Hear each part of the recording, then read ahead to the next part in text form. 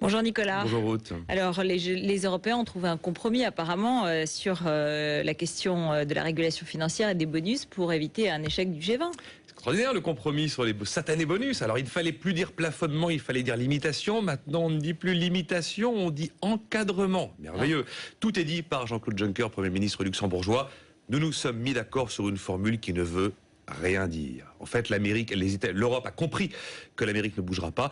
En Amérique, l'enrichissement, ça ne se limite pas, ça s'encourage. À l'évidence, le G20 va donner un accord sur les mots, on sera d'accord sur les grands principes, mais l'on sait que ces grands principes, quand il faut les mettre en œuvre sur les modalités techniques, personne ne sera d'accord. Je vous rappelle quand même qu'après le G20 de Londres, le 3 avril, la presse titrait « Ça y est, le nouveau capitalisme est né ». Voilà, et on risque de faire la même chose le lendemain de Pittsburgh. Mais en tout cas, dans l'intervalle, on nous explique que c'est pas seulement les bonus. La question, vous-même ici sur ce plateau, que c'est un peu un épouvantail pour amuser la galerie, que les vraies questions sont ailleurs. C'est absolument vrai. Les bonus, c'est facile à vendre, c'est facile à comprendre. Oh, le méchant trader de 30 ans qui prend 10 millions d'euros tous les ans, quel scandale. Non, le vrai problème est ailleurs. Les banques aujourd'hui ne vivent plus de l'activité bancaire classique, elles vivent du trading et de l'obligataire. Et le vrai problème, ce sont les fameux fonds propres. Combien j'ai d'argent par rapport au risque que je prends ?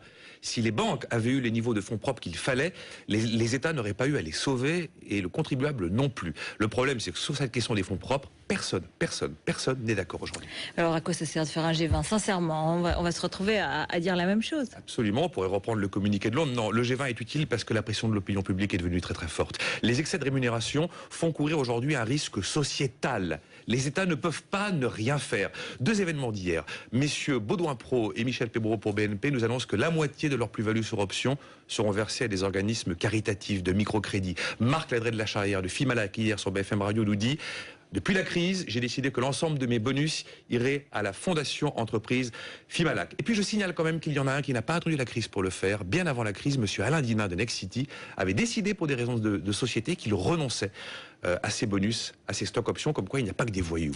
Voilà, et puis effectivement, la pression de l'opinion publique fait bouger les comportements individuels en tout cas. Absolument. Merci Nicolas Dose, à lundi, restez avec nous.